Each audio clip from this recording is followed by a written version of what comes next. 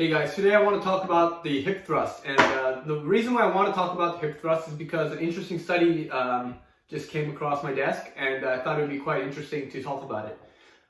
Especially because hip thrusts have been all the rage lately. You know, you see it all over Instagram. You see everyone doing it at the gym, and people putting it into their training programs. So it's more reason to talk about it. So the funny thing is that there was a new study that came out, and in this study, they separated people into two groups. This was both groups were well-trained women from Brazil, and one group did hip thrust for 12 weeks, and the other one did squats below parallel for 12 weeks. And after 12 weeks, they measured their legs to check for muscle growth, and what they saw was that the squat group actually had twice as much hypertrophy muscle growth in the glutes and 6 times as much in the quads, which pretty much just shows that squats are superior. And I think we should talk about the potential reasons of why the squats are superior than hip thrust. And I'm sure there are many theories, and my theories are one. Squats just have a larger range of motion. The hip thrust, I don't know how much weight is actually moving, but it's not very much compared to a squat where it's all the way up and down vertically. Another thing is, in the hip thrust, you're working your glutes in the more contracted state. So you're really not benefiting from like the weighted stretch. And I think I've talked about this before or in my blogs, but your muscles usually are much more likely to grow when you train the muscle in the stretch state. So doing triceps like this is not as good as training triceps overhead when your tricep is more stretched. It's the same for the rows. I think the rows are not as good as lat pull downs or pull-ups for lat development.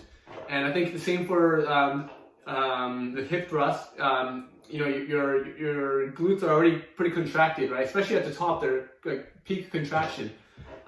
So that's one of the reasons. And another thing to think about is the weight is actually constant in the squat, right?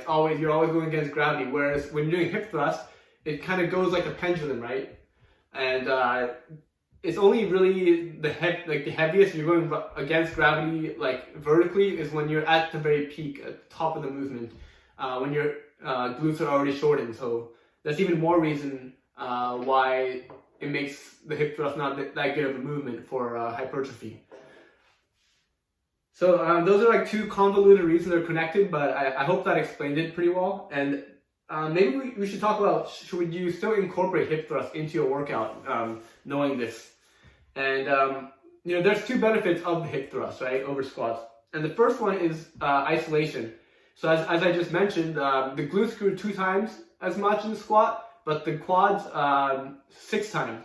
So if you're someone that only wants to focus on their glutes, then obviously the hip thrust is better at isolating them. And I think this is more important for women because a lot of them complain that they don't really want to have big quads; they just want to have a nice butt, right?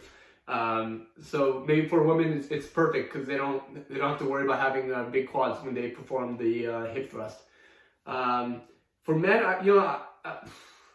like me personally, I don't train legs that seriously as someone who's focusing more on calisthenics and kind of counteractive, right? But what I have noticed is that my just from doing squats, my glutes already grow really easy compared to my quads. And I'm half Asian, right? So I think Asians are pretty well known for having not the best butts, not the best glutes. So I think that just goes to show that I think most guys can get away without really isolating their glutes. I think it's probably more of the quads that need more isolation with leg extensions and maybe doing some front squats to really focus on the quads. Another benefit is probably you can train it in higher frequency, right? The squat is a very demanding exercise, and because of that, you don't want to be doing that every day. It's probably something you do twice a week at most. Whereas the hip thrust, obviously, you're using less weight, and it's a single joint exercise. So that probably allows you to recover faster and to train it 3 or 4 times a week if you really want to do that. So I would say those are the only 2 benefits of the hip thrust over the squats. yeah, I would love to hear your thoughts on the matter as well. So comment down below and let me know your thoughts.